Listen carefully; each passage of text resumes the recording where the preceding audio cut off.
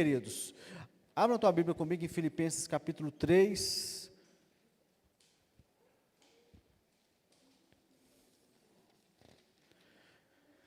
Filipenses capítulo 3, a palavra de Deus fala assim, estou lendo na NVT, tá? Por fim, meus irmãos, alegrem-se no Senhor. Nunca me canso de dizer essas coisas e faço para protegê-los. Por fim, meus irmãos, alegrem-se no Senhor. Nunca me canso de dizer essas coisas e o faço para protegê-los. Pai, mais uma vez eu oro, ó Pai, pedindo que o Teu Espírito Santo fale conosco essa manhã. Deus, nós precisamos ouvir a Tua voz por meio da Tua palavra. Deus querido, pega o nosso coração, ó Deus querido, trabalha o nosso coração de tal maneira que a semente lançada nessa manhã, Deus, encontre um lugar bom ali, que seja terra boa no nosso coração. Deus, toma a nossa atenção à Tua palavra. Deus, abre o nosso entendimento, fala conosco essa manhã, quebra o nosso coração duro, ó Deus querido, em nome de Jesus, ó Pai. É o que eu te peço, amém. Podem sentar todos, em nome de Jesus. Irmãos, Paulo aqui, ele começa a caminhar para o desfecho dessa carta, né? No capítulo 3 ali, ele já começa a caminhar para o desfecho dessa carta, e ele mesmo estando numa prisão, mesmo estando ali algemado aos pés ali de um guarda, ele olha para aquela igreja, ele escreve para aquela igreja se alegrar. Eu estou preparando um sermão simplesmente sobre esse tema, alegrem-se no Senhor, ou a alegria do crente. Mas é fantástico quando eu vejo o apóstolo Paulo ali, o tempo todo, durante essa carta, falando para aquela igreja, alegrem-se no Senhor. E o que ele quer mostrar para nós? O que Paulo está querendo mostrar para mim e para você e para a igreja de Filipos e para a igreja do Senhor Jesus? O que o Espírito de Deus estava mostrando para nós quando ele sempre falava para o apóstolo Paulo, fale para a igreja se alegrar, fale para a igreja se alegrar no Senhor? É que a alegria do crente, irmãos, é a prova mais real da ação do Espírito Santo na igreja. A ação do Espírito Santo está na igreja quando os crentes eles estão alegres no Senhor. Quando eles estão alegres no Senhor, a alegria demonstra uma verdadeira fé. A alegria no Senhor, não estou falando de você rir de qualquer coisa não. Observe, são duas coisas distintas. Rir de tudo é desespero, né? Já dizia o poeta. Mas é você estar alegre em Deus. A alegria em Cristo é o verdadeiro entendimento da obra de Cristo. Quando você chega e consegue compreender a obra de Cristo na cruz, você não tem outra reação que não seja a alegria. Então, assim, a alegria do Senhor, ela é o cerne, aquilo que é mais duro, aquilo que é mais difícil de se quebrar na vida do cristão. A alegria do Senhor, ela resume ali o entendimento da maturidade. Só se alegra em Cristo aqueles que chegaram à maturidade. Aqueles que não chegaram à maturidade ainda estão se alegrando com situações. Então hoje eu estou alegre, amanhã acontece uma situação, eu fico triste. Eu não encontro satisfação em Cristo, eu não encontro alegria na minha fé, e qualquer coisa que acontece eu abandono a fé, eu abandono a igreja, eu abandono tudo, porque eu ainda estou naquilo que é superficial, mas o apóstolo está mostrando aqui, olha, a maturidade cristã é quando você compreende a obra de Cristo. A maturidade cristã te leva a você a se alegrar em Cristo, porque isso mostra um cristão maduro, que confia em Cristo, um cristão real, que tem toda a sua confiança e alegria em Cristo. É por isso que ele começa esse capítulo já falando para a igreja, alegrem-se no Senhor. Mas sobre isso, Eu vou falar num outro sermão, mais para frente, só dedicado à alegria. Essa manhã eu quero me dedicar à parte B do versículo, e a parte B do versículo fala o seguinte: nunca me canso de dizer essas coisas e faço para protegê-los.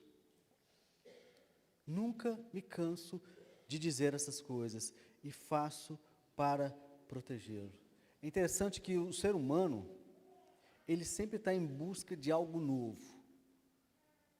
Eu quero meditar com vocês essa manhã sobre isso. O ser humano, ele sempre está em busca de novas motivações, coisas novas, um carro novo, uma casa nova, algo que traga sentido para a sua vida, porque ele sempre olha para a vida dele atual e ele nunca encontra satisfação na vida atual dele. Então a vida poderia ser muito melhor, a vida poderia ser muito melhor se acontecesse isso, isso e isso. Eu poderia estar muito bem se acontecesse isso. O ser humano todo é assim, há uma insatisfação na vida do ser humano. É lógico que a gente tem que diferenciar insatisfação de inquietação, porque a inquietação ela é boa. A inquietação é a que faz você olhar e falar assim: não, eu preciso estudar, porque eu preciso melhorar de vida, eu preciso deixar de uma situação ruim que eu estou fazendo. Então, a inquietação ela é boa. É a inquietação que faz com que as descobertas científicas apareçam. Alguém inquieto fala: não pode, essa situação aqui está errada, eu vou estudar esse assunto aqui, e de repente, vacinas são descobertas, remédios, problemas são resolvidos. O problema é quando a inquietação vai tomando uma proporção gigantesca e ela traz essa insatisfação. Quando a inquietação ela vai tomando conta da vida da pessoa de tal maneira e ela não consegue descansar em Deus, quando a inquietação ela toma uma proporção tão alta que ela perde a alegria em Deus. E aí eu estou falando para cristãos, né, porque as pessoas lá fora vão ser inquietas, insatisfeitas e murmuradoras por natureza. E aí eu falo para crentes, para os cristãos, quando essa insatisfação, essa inquietação que é boa, ela começa a tomar uma proporção muito grande, ela dá lugar para a insatisfação. E a partir dali, a pessoa começa a viver murmurando. É terrível quando ela entra nessa situação. Nós falamos sobre murmuração uns dias atrás aí, mas é importante nós falarmos disso, porque a murmuração ela é uma prisão. Essa insatisfação leva a pessoa a murmurar, e a murmuração é uma prisão. O que é uma prisão? A prisão ela não deixa a pessoa fazer nada. Ela retém o direito dela de ir e vir, ela não permite a pessoa ir e vir. Ela não permite a pessoa mudar de situação, ela não permite nada, a pessoa fica aprisionada. É isso que a murmuração faz.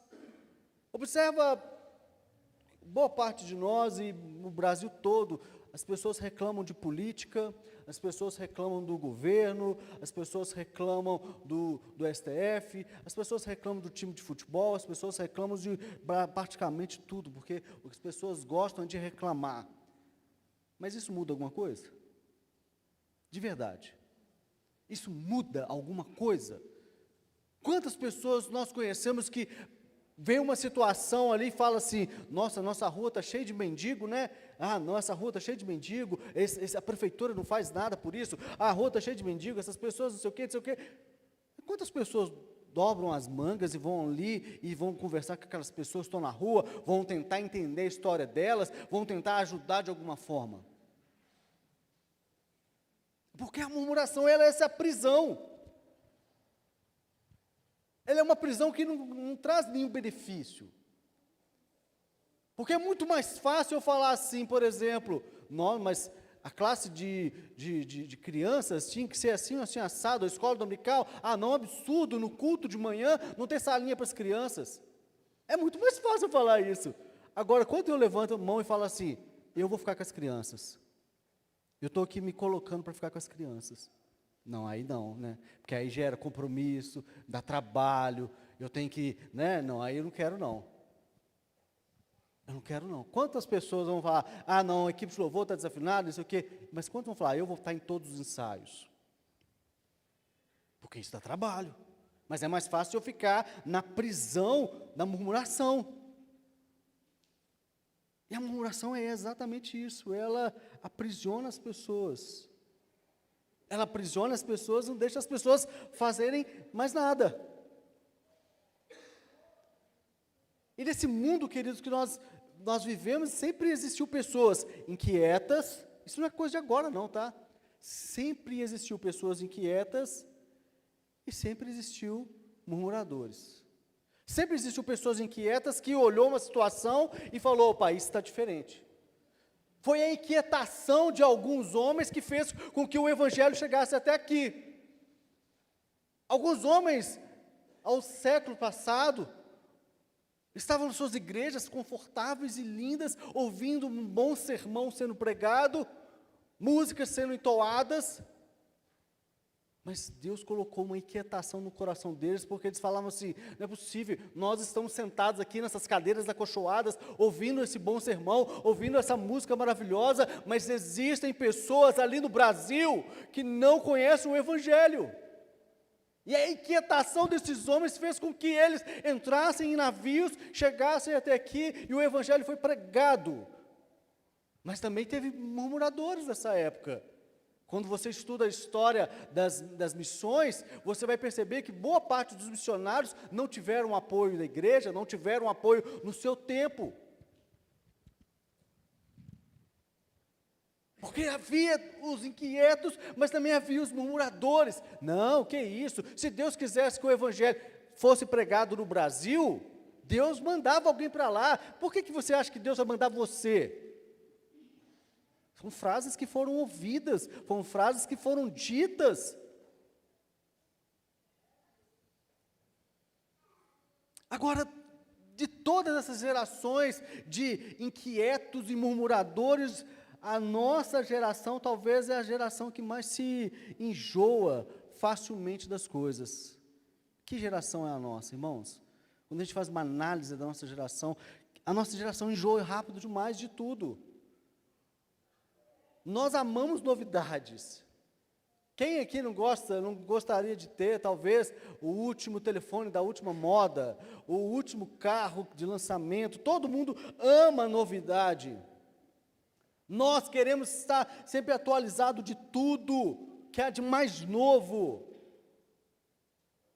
Nós queremos ter todas as coisas rápidas.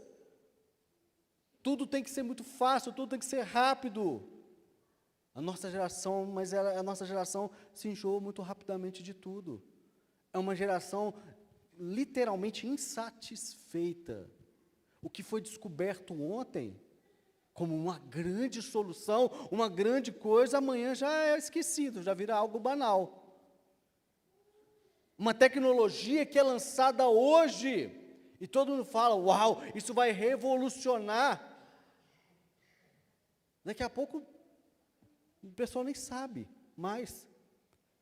Eu estava tendo uma reunião esses dias na empresa, e eles estavam falando sobre inteligência artificial, como se inteligência artificial fosse uma coisa antiga, que todo mundo já domina, que todo mundo já está cansado de saber o que é inteligência artificial, e assim, de novo esse assunto de inteligência artificial, que é isso? Isso já é uma coisa ultrapassada. Olha que geração é essa?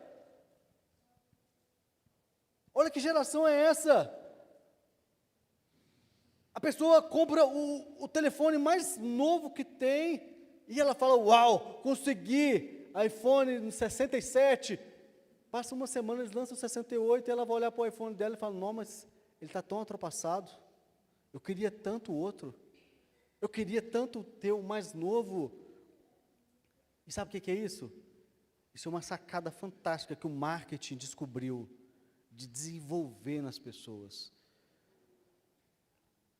Alguns anos atrás, lá no Japão, não se tomava café. As pessoas, não era o costume deles, gostam de chá. Oriental normalmente gosta de chá, eles não gostavam de café. E a Nestlé queria vender café ali. Então a Nestlé tentou de todas as formas colocar café no Japão para vender, e nada que ela fazia ela conseguia. Até que ela entendeu que essa transformação ela é um pouco mais lenta, mas ela é muito mais eficaz. Vamos começar a atingir as crianças. Vamos vender para elas bala de café. Vamos colocar nas propagandas crianças felizes tomando café. Então aquela geração de pais não tomavam café, mas a geração posterior entendeu que o café trazia memória, que o café era legal, trazia conforto. E hoje o Japão é nada mais do que um dos maiores consumidores de café do mundo. O marketing entendeu isso. O marketing, ele entendeu que há uma necessidade de consumo na nossa geração por novidade, não importa o que seja. As pessoas querem consumir novidade. Ninguém sabia o que era o tal do morango do amor. Eu nem fazia ideia do que era o tal do morango do amor. Aí alguém colocou no algoritmo, alguém colocou lá nas redes sociais, que isso é maravilhoso, isso é legal. E aí eles começaram a colocar aquilo em tudo quanto há, e todo mundo começou a falar sobre isso, e todo mundo começou a vender morango do amor a R$50, a R$70. As pessoas ficaram loucas para comer o tal do morango do amor, e passou mais uma semana, e ninguém sabia mais, e ninguém lembrava do morango do amor. Talvez os dentistas, né? Porque que morango do amor arrancou a obturação dos dentes das pessoas. E talvez os dentistas lembraram do morango do amor. Para eles foi bom, né? A Rebeca ali rindo toda, né? Enfim, mas, queridos, o marketing entendeu isso. As pessoas estão insatisfeitas e elas precisam de quê? De novidade. Então vamos dar novidade para elas. Mas isso tem um preço. Essa insatisfação das pessoas, isso tem um preço gigantesco em todos os campos. No campo da tecnologia, isso tem um preço gigantesco. Qual que é o preço? Eles estão usando a gente, usando a sociedade como cobaia. Não há um tempo mais. Nós precisamos de soluções agora, concretas. Então vamos fazer isso. Vamos lançar um remédio e vamos tentar sanar a dor dessas pessoas agora. Ah, mas a gente não estudou esses remédios de acordo com os protocolos. As pessoas precisam do remédio agora, então lança o remédio. Ah, vamos lançar uma tecnologia aqui. Mas essa tecnologia vai viciar as pessoas. Não importa. O algoritmo dela é feito para viciar. Não importa. Lança a tecnologia. Mas se daqui 5, 10 anos as pessoas estiverem igual zumbi pela rua, olhando o celular, dentro do culto, olhando o celular, dentro do carro, olhando o celular, igual um zumbi. Não importa. As pessoas querem novidades. Dê novidade para ela. Eles entenderam isso traz problemas para a tecnologia, porque daqui a pouco a indústria entendeu o seguinte: a gente não precisa gastar milhões com pesquisas, cara. Para que eu vou gastar milhões com uma coisa se amanhã aquilo vai ser esquecido? Para que eu vou gastar milhões com remédio de emagrecimento se daqui 2 semanas vai lançar outro remédio? Ah, mas aquilo vai fazer mal, não importa, as pessoas querem emagrecer. As pessoas querem isso, as pessoas querem seus anseios rápidos, as pessoas querem consumir. É isso que eles entenderam. As pessoas querem consumir. E aí nós estamos vivendo nesse mundo imediatista, de consumo extremo, de insatisfação extrema. A pessoa compra uma casa hoje, a casa não é boa. A pessoa compra um celular, o celular não é bom. Compra um carro, já quer trocar de carro. Mesmo que isso faça ela se endividar e ter que trabalhar mais e mais e mais e mais para mover esse motor da insatisfação dela. Só que isso tem mais problemas mais profundos. Porque essa metodologia, essa forma de pensar que as pessoas aplicaram às suas vidas ali com relação aos bens de consumo, elas estão trazendo para as suas vidas. Elas estão trazendo isso para os seus relacionamentos. Elas estão trazendo isso para dentro das suas casas. Elas estão aplicando exatamente essa metodologia de consumo extremo a tudo nas suas vidas, nos seus relacionamentos. Não há amizades reais e verdadeiras hoje em dia. Você conversa com os jovens, dá dó. Há amizades de aceitação, não há amizades verdadeiras. A amizade é até o momento que o jovem é aceito. Se ele não entrar naquele grupo, ele não tem amigos. As famílias estão vivendo núcleos familiares tão pequenos ali, porque já não há mais nenhum relacionamento de amizade com os vizinhos. Até nós, dentro da igreja, quantos de nós aqui não se conhecem? Até nós que estamos aqui, que somos corpo de Cristo, família de Deus. A pessoa termina o culto, levanta, vai embora, não quer nem saber de nada, não quer cumprimentar, não se importa com o outro, se o outro está precisando de ajuda, se o outro está precisando de oração, se alguém está doente, se alguém não está doente, ninguém está nem aí para nada. Eu já estou satisfeito ali com o culto, então eu posso ir embora e viver minha vida. As pessoas estão aplicando isso aos seus casamentos. A criação dos filhos. É uma metodologia de consumo, desde que o meu cônjuge satisfaça as minhas necessidades, eu fico com ele. A partir do momento que ele não satisfaz mais as minhas necessidades, que ele não me deixa feliz, então eu vou chutar ele, vou separar. A maioria dos divórcios que a gente vai conversar com as pessoas em gabinete pastoral, não é por causa de adultério, não é por causa de traição, não é por causa de nada disso. A pessoa olha para a sua cara do pastor e fala assim, é porque eu não estou feliz mais. Mas por que você vai dizer? É porque, sabe aquele encanto, pastor? Então, aquele encanto eu perdi, não estou mais feliz. Porque é um relacionamento de consumo. É um relacionamento de consumo. E aplica-se isso à criação dos filhos. Os filhos têm que estar perfeitos, limpos e lindos, para que as pessoas possam ver no Instagram. Mas quando é em casa, que a educação acontece ali, que você tem que cortar, que você tem que ensinar, que você tem que podar as arestas, que você precisa... Não, é mais fácil, eu vou terceirizar e entregar um celular para ele. Para que eu quero ter dor de cabeça com o menino? É mais fácil eu dar um celular para ele, ele cala na hora, é impressionante. O menino está fazendo bagunça, correndo para casa, jogando tudo no chão, você entrega um celular para ele, ele desliga. E aí você terceiriza a criação do seu filho por um algoritmo.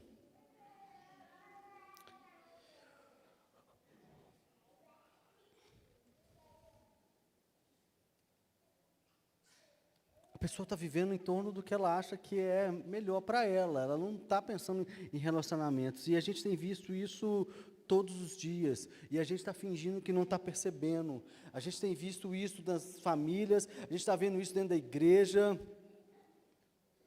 pessoas que se dizem cristãs, que se dizem adoradores, que se dizem servos do Altíssimo, mas se as coisas não acontecerem da forma que ela quer, se as coisas não estiverem do jeito que ela quer, ela abandona a igreja, abandona cargo, faz grevezinha de culto, ela boicota, ela fala mal, ela sabota.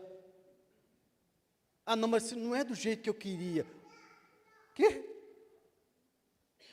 Se você quer uma igreja do seu jeito, você vai para a cruz e morre por ela, então.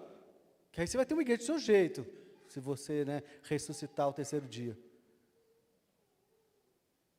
A gente tem que parar com esse negócio de achar que as coisas têm que ser do nosso jeito. Eu fiquei assustado quando eu vi a relação, essa semana, de pessoas que deram nome nessa igreja, com quase 300 pessoas que deram nome para trabalhar no evangelismo, nas visitas e em grupos domésticos. Eu fiquei assustado, porque numa igreja de quase 300 pessoas, tinha 22 pessoas que deram nome. E são as mesmas pessoas que todo dia estão aqui, no louvor, na diaconia, nos pastores. Mas são servos do Altíssimo, são pessoas que são, eu sou serva do Altíssimo, eu sou adorador em espírito e em verdade. Mas se a coisa não for do meu jeito, eu troco de igreja, eu boicoto, eu luto contra, eu falo mal. Mas eu sou servo do Altíssimo, eu sou servo. E esse relacionamento fragilizado como igreja de Cristo, ponto de nós não se importarmos com a obra de Cristo, nós importarmos com nós mesmos, com a nossa própria vida, mas nós não importamos com a obra de Cristo. É esse relacionamento fragilizado que mostra pessoas com relacionamentos fragilizados dentro de casa, pessoas fragilizadas, com um cristianismo fragilizado.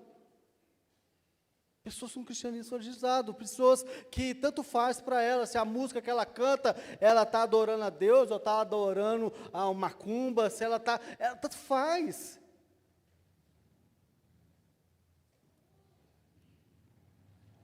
Essa é a geração que acredita mais no que a psicologia, no que o secularismo mundano está explicando, do que no próprio Evangelho.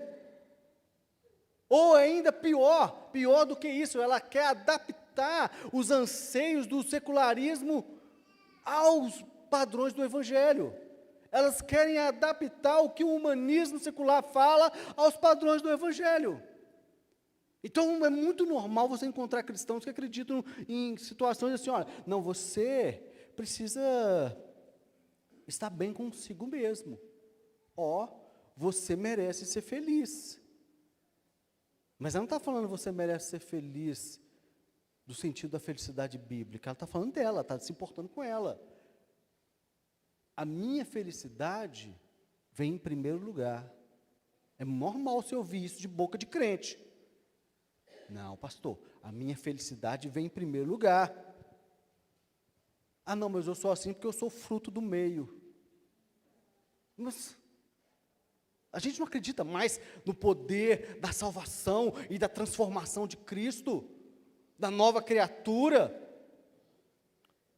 Não, eu acredito mais no que Freud fala.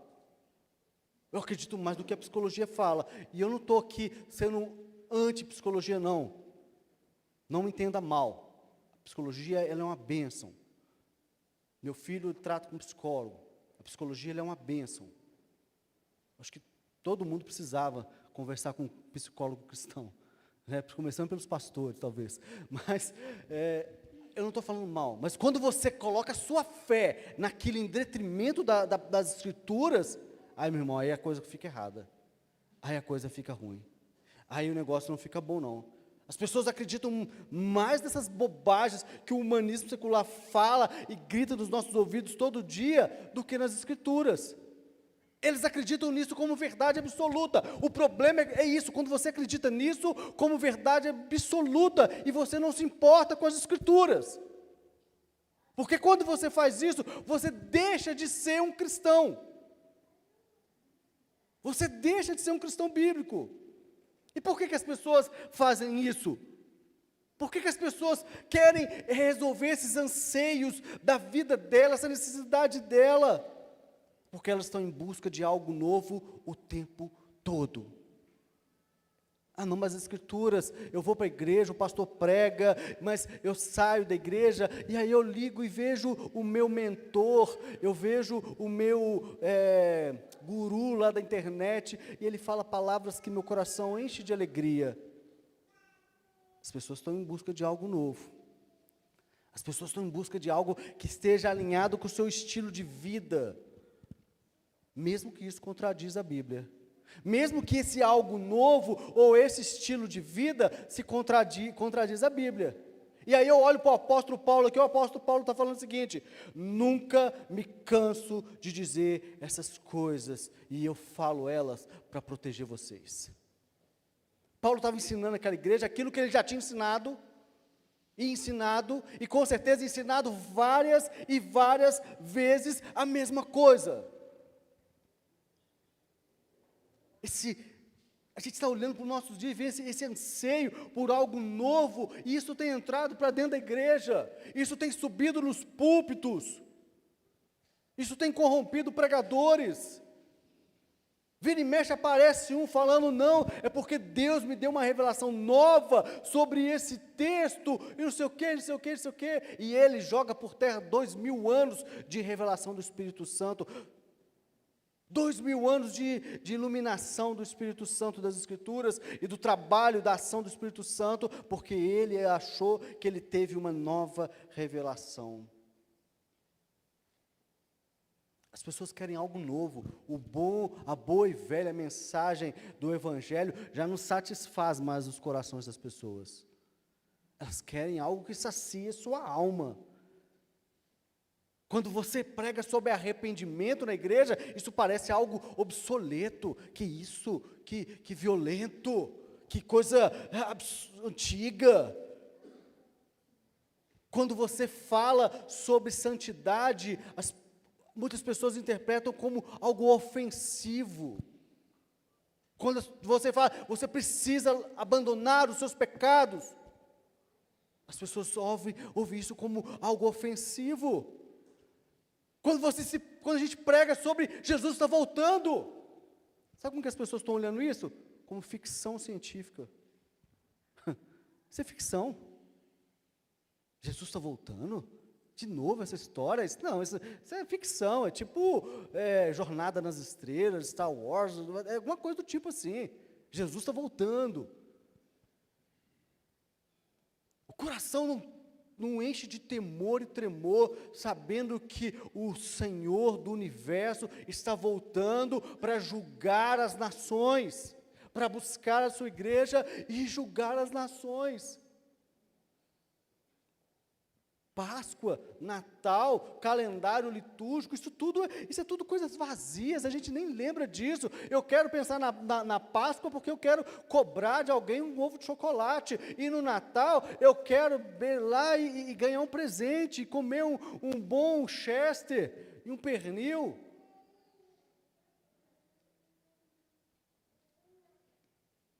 Quantas igrejas dos nossos dias, isso está muito normal na Europa, e eu estou vendo isso aqui no Brasil, que não querem mais falar sobre o sangue de Jesus. Pessoas que estão entrando dentro da igreja e falam assim, não, eu não quero ouvir esses assuntos na igreja, eu quero ouvir uma palavra de ânimo, porque a minha vida já é cheia de problema, eu não quero ouvir mais alguém falando dos meus pecados, a minha vida já tem problema demais. Não olham para a palavra de Deus como a palavra de Deus sendo pregada. O Espírito Santo falando à igreja, não. É tipo um cardápio que eu escolho o que eu quero ouvir. E isso é exatamente o pensamento do anticristo dentro da igreja. Um culto que satisfaz os anseios do homem. Quando eu penso assim, não, eu não quero ouvir sobre pecado, eu não quero ouvir isso, eu não quero ouvir aquilo, eu quero uma palavra que eu saia da igreja até andando nas nuvens assim, voando, eu quero uma palavra. Esse é o pensamento do anticristo. É um culto voltado para satisfazer os desejos do homem, não é um culto onde Deus é soberano e fala o que precisa para os seus filhos, como um pai que ama o filho, ele corrige. O pai que ama o filho, ele corrige. Esse buscar pelo novo fez com que o culto, em muitos lugares, se torne entretenimento. Fez com que no culto precisa ter luzes brilhando, fumaça, e até sala VIP a gente vê nos nossos dias, em alguns lugares que se dizem muito requintados. Não, esse crente, esse perfil de crente aqui, não se mistura com esse aqui não. Esse aqui é VIP, esse aqui não, esse aqui é a plebe. Esse aqui é para quem dá dízimo acima de 10 mil reais. Esse aqui, não, entendeu? A gente está olhando isso e algumas pessoas achando que isso é normal. O que está acontecendo com a igreja? As pessoas estão vendo isso e pensando, não, mas tudo bem, né? É para a glória de Deus. Nós estamos vivendo um tempo de culto onde tudo tem que estar perfeito. Não pode ter lágrimas, não pode ter emoções, mesmo se essas lágrimas e emoções forem sinceras. Quanto tempo você não vê alguém ajoelhado do seu lado? Quanto tempo? É lógico, uma pessoa toda decomposta, chorando, com o nariz cheio de meleca ali diante de Jesus ali, vai ficar muito feio no Instagram. Vai ficar muito feio nas filmagens. Vai ficar muito feio para as pessoas olharem e falar, não, eu não vou naquela igreja, não, como que o pessoal chora naquela igreja? Que igreja ali, o que deve acontecer ali? As pessoas estão chorando ali, ajoelhadas, chorando. As estratégias de marketing estão tomando conta da adoração. E a gente precisa acordar para isso.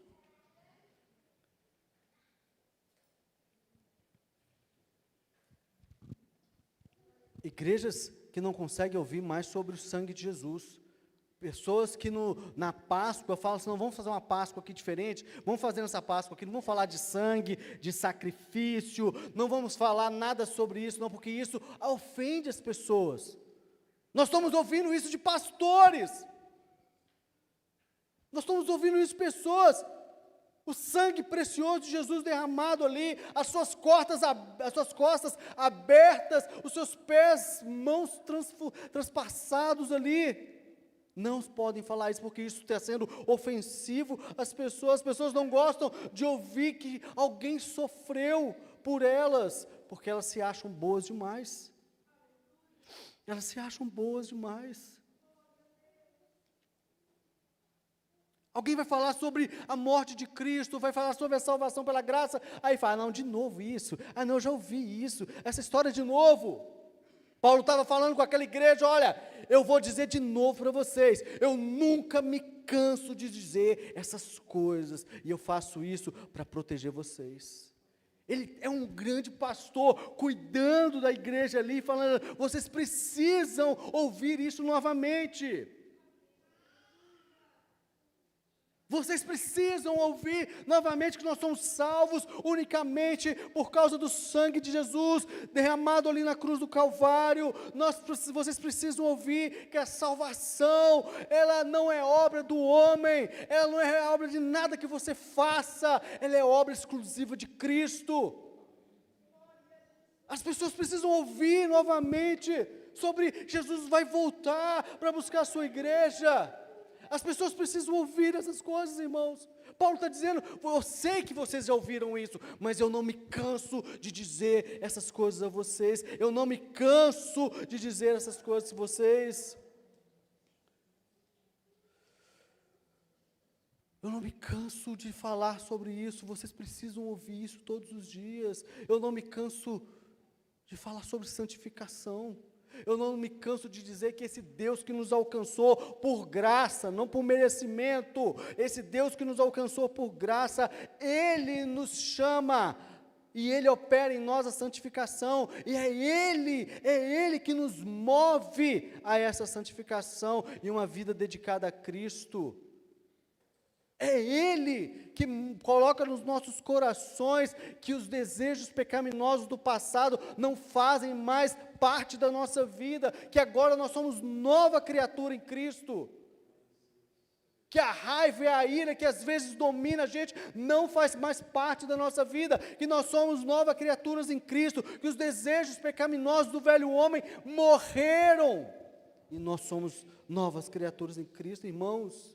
Paulo estava dizendo, não me canso de dizer, Ele vai voltar, não me canso de dizer, Jesus Cristo vai voltar. Não se engane, meus irmãos, não se engane. As pessoas estão sempre buscando coisas novas, mas, eu quero uma coisa nova, eu queria ouvir uma mensagem nova, eu queria isso novo, não se engane, a única coisa nova que nós precisamos nos agarrar todos os dias é a nova aliança em Cristo Jesus. Se agarre a essa nova aliança, porque ela é perfeita, completa e insubstituível. Insubstituível. Todas as outras coisas novas que nós ouvimos por aí, todas as outras coisas novas são velhas tentativas do maligno para te distrair. Todas essas coisas novas são velhas tentativas do diabo. São velhas tentativas do diabo para tentar tirar do seu foco o conhecer o Deus verdadeiro. Aquilo que você foi chamado, conhecer a Deus. Continuar conhecendo a Deus, viver em santidade e obediência, a alegria em Deus e fazê-lo conhecido. Não esquece essa outra parte não. Você acha que é só ficar ali na adoração, quase um transe, né? Não. Quando você conhece a Deus, você sente o seu coração arder para fazê-lo conhecido. Esse é o nosso chamado. E toda vez na história da igreja que nós vemos alguém trazendo uma nova revelação, sempre isso deu errado. Quando você olha para as pessoas que receberam novas revelações, grandes novidades, novas unções, daí saiu o islamismo, daí saiu os mormons, daí saiu o Testemunho de Jeová, daí saiu o Adventista de Sétimo Dia, daí saiu as igrejas neopentecostais. Todas essas seitas saíram de pessoas que tiveram, não, as coisas estão muito ultrapassadas na igreja, as coisas estão muito iguais, muito tempo, Deus me deu uma nova revelação. E aí saem essas seitas, todas elas, sem exceção, sem exceção. E hoje não é diferente, na verdade hoje está pior, tá? Na verdade, hoje está pior, porque esses falsos profetas que eram ali, um gato pingado aqui e outro ali, agora tem aos milhares na internet. E todo mundo está com o celular na mão. E esses falsos profetas estão ali aos milhares. O tempo todo, e 24 horas por dia, buscando um bobo para enganar, buscando uma ovelhinha de Jesus para enganar, buscando alguém que não lê a palavra de Deus, alguém que não ora, que não está firmado em Cristo, para enganar. Olha o que a palavra de Deus fala aqui, em 1 Timóteo 4:1, o Espírito afirma claramente que nos últimos tempos alguns se desviarão da fé, dando ouvidos a espíritos enganadores e a ensinamento de demônios, que vêm de indivíduos hipócritas, mentirosos, cuja consciência está morta. Olha aqui que o Espírito adverte a igreja. E isso está acontecendo nos nossos dias. A gente prega uma mensagem aqui, e a pessoa sai daqui, ela pega o celular dela, ouve um monte de bobagem, e a maioria das vezes acredita mais nas bobagens que ela vê na internet, do que na palavra do pastor, dos pastores que estão sendo pregados na igreja aqui. Não, mas o pastor fulano de tal, falou isso, meu irmão. Quem está ali no velório da sua família, somos nós. Quem está ali batizando seu filho, somos nós. Quem está acompanhando você quando está doente, somos nós. Se você confia mais nele, vai congregar com ele. Mas ele não sabe que você existe.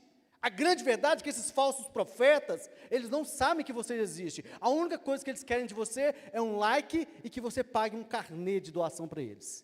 A única coisa que eles querem que você faça é que você dê um like para que mais pessoas sejam enganadas, e eles querem que você pague ofertas para eles. Eles não sabem que vocês existem. A proclamação do Evangelho, por isso que ela precisa ser contínua. É por isso que o apóstolo Paulo olha para aquela igreja e fala, eu não canso de dizer essas coisas. Eu não canso de dizer essas coisas. A proclamação do Evangelho tem que ser constante. Ela tem que ser constante. Lutero falava o seguinte, precisamos ouvir o Evangelho todos os dias, pois todos os dias nós esquecemos do Evangelho. É muito fácil esquecer do Evangelho. Você pode ouvir aqui uma mensagem do Evangelho e sair lá fora e esquecer totalmente dele.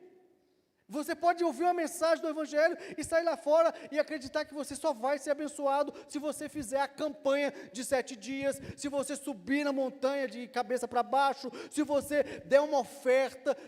É muito fácil esquecer do Evangelho quando você não está firmado no Evangelho. Quando você não está firmado no Evangelho, você pode abandonar ele muito fácil. É muito fácil esquecer da graça e começar a acreditar no legalismo. Achar que você está fazendo um favor para Deus de estar aqui. Achar que você está fazendo um favor para Deus em trabalhar na obra dEle. Abandonar a graça desse Deus que nos tirou da morte para a vida.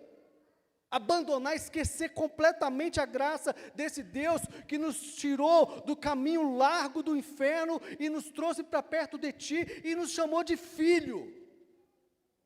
E falar, não, eu não vou na igreja, porque isso e isso. Ah, não, tem que ser do meu jeito, senão eu nem apareço lá. É muito fácil, se você não vigiar e você orar, como Jesus nos ensinou, você abandonar o Evangelho e você trilhar caminhos pecaminosos. É por isso que as santas doutrinas das Escrituras precisam ser pregadas todos os dias. É por isso que nós temos que dizer todos os dias e confessar e ler a Bíblia e todos os dias meditar na palavra. E se nós falamos só da Escritura, nós temos que acreditar que é somente as Escrituras. E se nós falamos que é só a fé, é só a fé. Não é a fé mais uma oferta, não é a fé mais um jejum. Não, é só a fé. Você pode jejuar, não tem problema, você pode subir no monte, não estou falando disso não. Mas se você quer barganhar com Deus, meu irmão, você caiu da graça, você caiu do Evangelho, você esqueceu, você abandonou o Evangelho. É muito fácil você abandonar a sã doutrina de Deus e dar ouvido a esses lobos na internet, que eles vão chegando cheios de palavras bonitas. Eles são muito bons em marketing, todos eles são muito bons em marketing. Eles vão falar exatamente aquilo que você precisa ouvir. Você, com a voz, né, que teve uma semana difícil, e você que está com dor na coluna, e eu estou sentindo aqui que tem uma pessoa com dor de cabeça. Pô, quem não tem dor na coluna e dor de cabeça? Pastor João com dor de coluna esses dias para trás falando aqui, dor de cabeça quase todo dia, mas eles vão chegando, eles vão, música de fundo, eles vão trazendo eles vão tecendo uma armadilha, uma rede, e na hora que você percebe, você já caiu na rede dele, e já está fazendo um pix, e já está falando, nossa, ele é um grande homem de Deus. Ele nem sabe que você existe, ele quer seu like e seu pix, mais nada. Só isso que ele quer, porque ele é um lobo. Mas quando você dá o like e o pix, você já abandonou o Evangelho há muito tempo. Quando uma pessoa abandona o Evangelho, querida, ela fica à mercê desses lobos. Cuidado com eles, eles são sanguinários. Cuidado, nem todo que diz Senhor, Senhor, ele entrará no reino dos céus. Cuidado com esses lobos. Vamos finalizar? Acho que já deu o horário aí. É o Evangelho que nos salva. É o Evangelho que nos salva, é o Evangelho que nos evita tropeçar, é o Evangelho que nos livra de enganos, é o Evangelho que nos livra do inimigo, é o Evangelho que nos livra desses falsos profetas, é o Evangelho que nos livra de nós mesmos, das paixões da nossa alma. É por isso que todo dia precisamos ouvir o Evangelho. Todo dia você precisa estudar a palavra, todo dia você precisa meditar na palavra. Não é apenas ouvir ali, não. É ouvir, é falar, é ler e é meditar todos os dias. Vamos finalizar? Fica de pé em nome de Jesus. Cadê a equipe de louvor? Dá tempo de cantar uma música?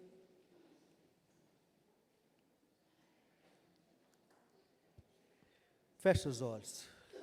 Queridos, temos que entender algo. Enquanto nós estivermos aqui nesse mundo, enquanto nós estivermos aqui, estamos aguardando a volta de Cristo.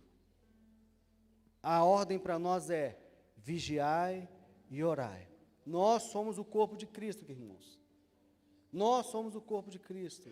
E estamos vivendo aqui, sendo santificados nesse mundo caído. Estamos sendo santificados por Deus num mundo que está caído, que ama o pecado. E nós não pertencemos a esse mundo. Nós somos de Deus. Aquilo que nos dá esperança, aquilo que enche o nosso coração, é ofensa para esse mundo.